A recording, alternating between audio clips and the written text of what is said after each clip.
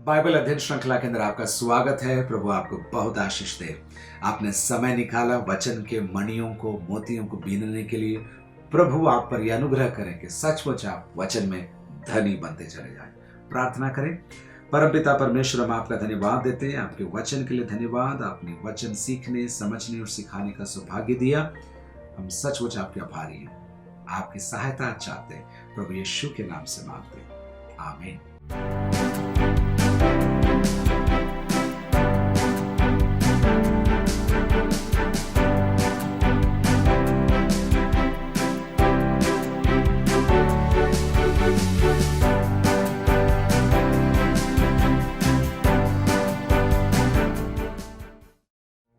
Romeo की लिखी हुई पत्री 6 अध्याय के अंदर अपन है। इसके पहले भाग के अंदर हमने देखा कि पौलुस हमें समझाता है कि हम पाप के लिए मरे हुए हैं, और वो समझाता है कि हम कैसे मर गए पाप के लिए। बपतिस्मे के द्वारा पाप के लिए मारे गए, गाड़े गए और तीसरे दिन जी उठे। और जैसे यीशु मसीह नए शरीर के साथ जी उठा, हम भी एक नए चाल चलन के साथ जी उठते हैं। उसके विषय पौलुस हमें सिखाता है। और 11, 12, 13, 14 आयतों के अंदर पौलुस हमें याद दिलाता है और कहता है कि हमारे शरीर के अंगों को परमेश्वर के हाथ में हम सौंपें, ताकि हम अधर्म के हथियार नहीं परंतु धार्मिकता के हथियार हम बन सके। अब 15वीं आयत से आगे आज हम देख रहे हैं। तो क्या हुआ? क्या हम इसलिए पाप करें कि हम व्यवस्था के अधीन नहीं वरन अनुग्रह के अधीन हैं? पौलुस फिर से पूछ रहा है, हम क्या पाप करते जाएं क्या? ये उनके सवालों को लेकर पौलुस अपने शब्दों में कह रहा है। और अब ये तीसरी बार है पौलुस यही सवाल पूछ रहा है। पहले उसने 3 अध्याय की 7वीं आयत में पूछा था कि हम पाप करते जाएं कि अनुग्रह बढ़ता जाए।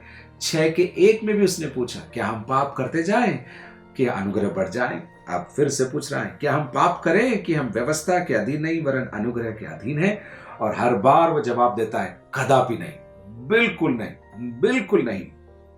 अब 16वीं आयत, क्या तुम नहीं जानते कि जिसकी आज्ञा मानने के लिए तुम अपने आप को दासों के समान सौंप देते हो, उसी के दास हो, गुलाम हो। पौलुस समझा रहा है, यदि तुम शरीर के कामों को करने के लिए अपने आप को सौंप देते हो तो तुम शरीर के गुलाम हो, पाप के गुलाम हो, पाप के अधीन हो। प्रभु यीशु मसीह यूहन्ना रचित सुसमाचार के 8वें अध्याय की 34वीं आयत में वही बात को कहते हैं। वहां लिखा है यूहन्ना 8 के 34 में, यीशु ने उनको उत्तर दिया, मैं तुमसे सच सच कहता हूं कि जो कोई पाप करता है वो पाप का दास है। जिसकी बात मानते हो उसके हो, और यहां पर उसके ही नहीं उसके गुलाम हो। एक बार और पढ़ूं 16वीं आयत, क्या तुम नहीं जानते कि जिसकी आज्ञा मानने के लिए तुम अपने आप को दासों के समान सौंप देते हो, उसी के दास हो। और अब 2 परिस्थितियों के बारे में पौलुस बता रहा है, चाहे पाप के जिसका अंत मृत्यु है। पौलुस सिखा रहा है पाप के गुलाम बनोगे तो उसका अंत क्या होगा? मृत्यु होगी। और फिर कहता है चाहे आज्ञाकारिता के जिसका अंत धार्मिकता है। तो 2 बातों को वो प्रस्तुत कर रहा है। पाप के गुलाम बनोगे तो तुम मृत्यु पाओगे, परंतु आज्ञाकारिता के या प्रभु की बातों के पीछे चलोगे, उसके गुलाम बनोगे तो तुम क्या पाओगे? जीवन पाओगे और धार्मिकता पाओगे। अब 17वीं आयत में, परंतु परमेश्वर का धन्यवाद हो कि तुम जो पाप के दास थे अब मन से उस उपदेश के मानने वाले हो गए हो जिसके सांचे में ढाले गए थे। पाप, मृत्यु, गुलामी, ऐसी बातों को कहते कहते एकदम पौलुस गियर बदलता है और कहता है, परंतु परमेश्वर का धन्यवाद हो। प्रियो, परंतु प्रभु का धन्यवाद हो कि तुम जो पाप के दास थे अब मन से उस उपदेश के मानने वाले हो गए हो। दिल से तुम प्रभु की बातों को सुनने, सीखने, समझने और चाहने वाले हो गए हो। इसलिए मैं प्रभु को धन्यवाद देता हूं। पौलुस कह रहा है, मैं भी हम सब के लिए कह रहा हूं, प्रभु का धन्यवाद हो कि उसने हमें ये सौभाग्य दिया है। परंतु परमेश्वर का धन्यवाद हो कि तुम जो पाप के दास थे अब मन से उस उपदेश के मानने वाले हो गए जिसके सांचे में ढाले गए थे। पौलुस ये शब्द वहां पर डाल रहा है और हमें लिखकर समझा रहा है, हमारा जीवन एक सांचे में ढाला जाना जरूरी है। सांचा क्या है आपको मालूम है ना, फ्रेम। और फ्रेम के अंदर आप जो डालोगे वो चीज उस फ्रेम का, उस सांचे का आकार ले लेगी। हमारे पास एक आकार है और वो आकार सांसारिकता का नहीं है, ईश्वरीय आकार है। और पौलुस कहता है हमने तुम्हें शिक्षाओं को सौंपा है, एक सांचे में तुम्हें ढालने का प्रयास किया है। और इसलिए वो कहता है प्रभु का धन्यवाद हो कि तुम जो पाप के दास थे अब मन से उस उपदेश के मानने वाले हो गए जिसके सांचे में ढाले गए थे। 18, और पाप से छुड़ाए जाकर धर्म के दास हो गए। यहाँ जो शब्द आया धर्म, वहां पर आप धार्मिकता लिख सकते हैं। पाप से छुड़ाए जाकर, यानी कि पाप की गुलामी में से छुड़ाए जाकर आपको क्या बना दिया? धार्मिकता का गुलाम बना दिया। धार्मिकता का गुलाम? अरे भाई, यहां से आजादी मिल रही है और तुम हमें धार्मिकता के गुलाम बना रहे हो। और इसलिए पौलुस कहता है मैं तुम्हारी शारीरिक दुर्बलता के कारण मनुष्यों की रीति पर कह रहा हूं। मतलब आप पाप के गुलाम थे, आपको आजादी मिल गई, लेकिन आजाद आप हो गए आपकी मनमर्जी करने के लिए नहीं, आजादी से जीने के लिए नहीं, धार्मिकता के गुलाम बनने के लिए। पौलुस कहता है तुम्हें समझाने के लिए मैं ये कहता हूं कि तुम धार्मिकता के गुलाम बन गए, प्रभु के गुलाम बन गए। तो फिर क्या हुआ साहब? पहले भी गुलाम थे, अभी भी गुलाम है, फिर क्या आजादी है? नहीं, ऐसा नहीं। प्रभु के गुलाम, धार्मिकता के गुलामी में ही सच्ची आजादी है। खुद की मर्जी पूरा करूं, खुद की इच्छा पूरा करूं, यह सच्ची आजादी नहीं। सच्ची आजादी क्या है मालूम? परमेश्वर ने जो मेरे लिए योजना रखी है उसके अंदर मैं रह सकूं, उसको पूरा कर सकूं, यही सच्ची आजादी है। इसलिए पाप के दास थे, तुम अब आजाद हो गए, लेकिन आजाद होने के बाद अब क्या हो गए? धार्मिकता के दास हो गए, धार्मिकता के गुलाम हो गए। और फिर 19 आयत में आगे, जैसे तुमने अपने अंगों को कुकर्म के लिए अशुद्धता और कुकर्म के दास करके सौंपा था। पिछले दिनों में, पिछले जमाने में जब तुम प्रभु को नहीं जानते थे, तुम संसार में जितना आनंद मनाते थे, तुम संसारिक बातों में जितना जोश रखते थे, याद करो, वैसे ही अब अपने अंगों को पवित्रता के लिए धार्मिकता के दास करके सौंप दो। जितना मजा तुमको संसार में आता था, अब प्रभु में आने के बाद प्रभु की बातों में तुम्हें वो मजा आने लगे।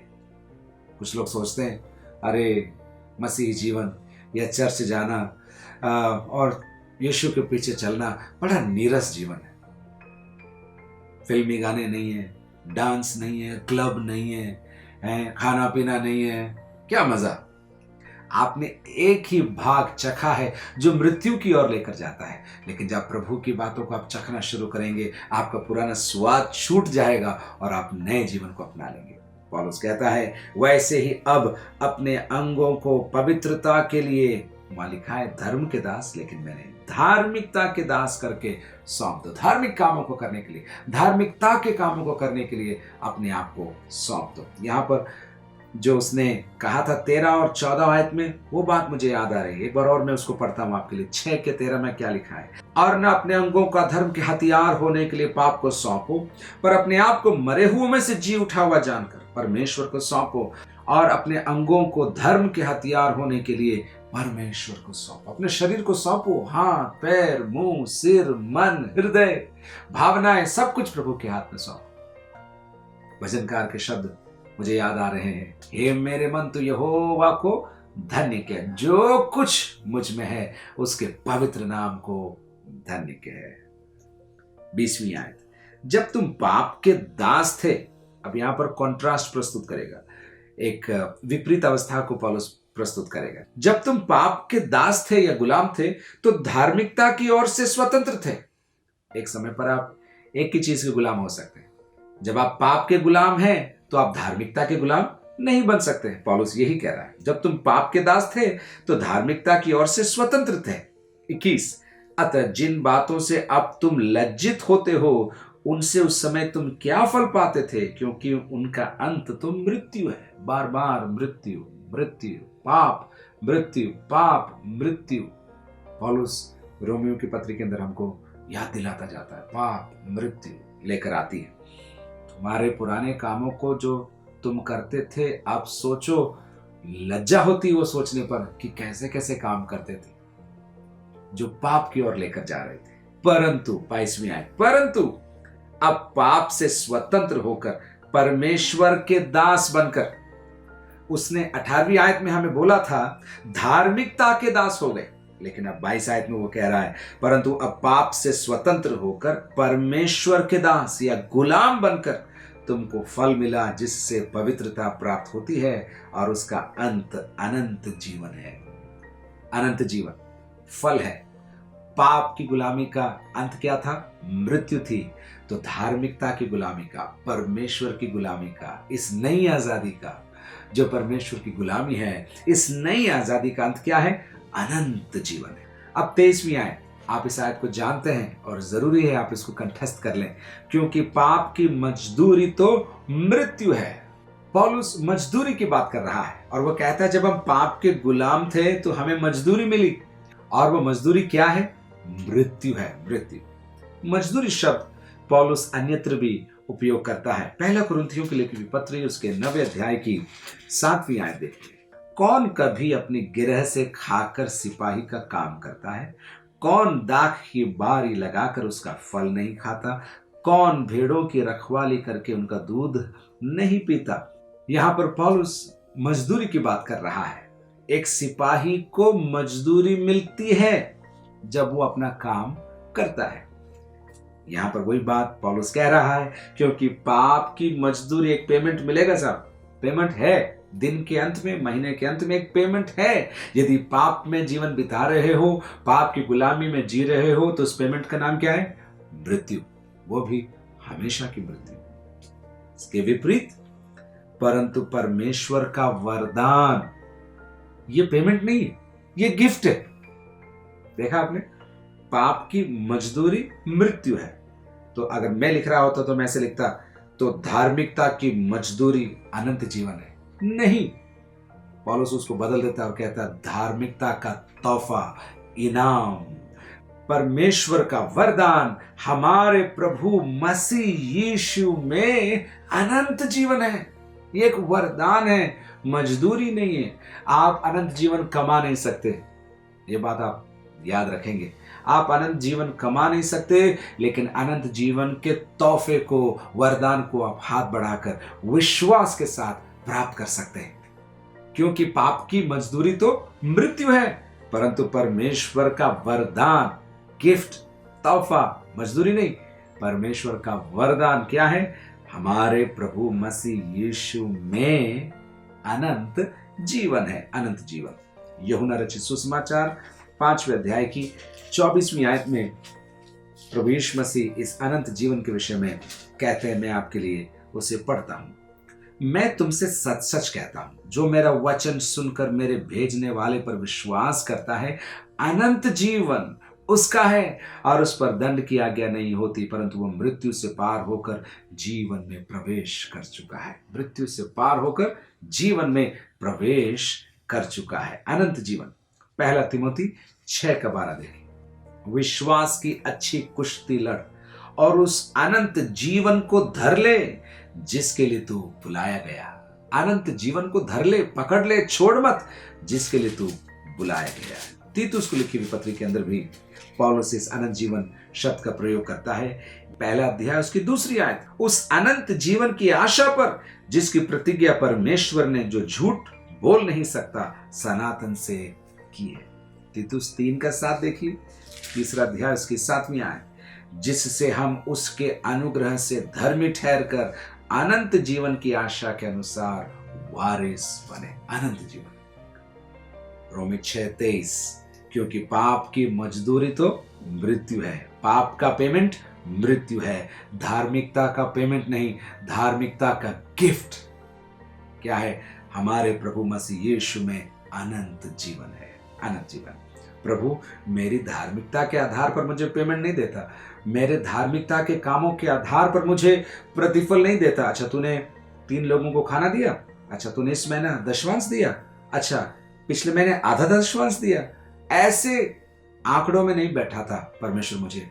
धार्मिकता के मार्ग में वो मुझे बहुतायत से, अनुग्रह पर अनुग्रह मुझ पर डालता है, मुझे बहुतायत से प्रेम करता है, मुझे बहुतायत से क्षमा करता है, मुझ पर बहुतायत का अनुग्रह उंडेलता है। परमेश्वर का वरदान हमारे प्रभु मसीह यीशु में क्या है?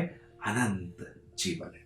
मेरी ये प्रार्थना है कि परमेश्वर आपको यह अनंत जीवन देता चला जाए, और ये अनंत जीवन मृत्यु के बाद ही नहीं, जब से आपने प्रभु यीशु मसीह पर विश्वास किया है तब से शुरू हो चुका है। इसको जिए, इसको पाए, इसको दूसरों को बताएं और दूसरों से भी आप शेयर करते चले जाएं। अनंत जीवन, एक बार और उसको पढ़ूंगा, क्योंकि पाप की मजदूरी तो मृत्यु है, परंतु परमेश्वर का वरदान हमारे प्रभु मसीह यीशु में अनंत जीवन है। प्रभु आपको बहुत आशीष दे और अनंत जीवन की अद्भुत आशीष और वरदान आपको दे। God bless you.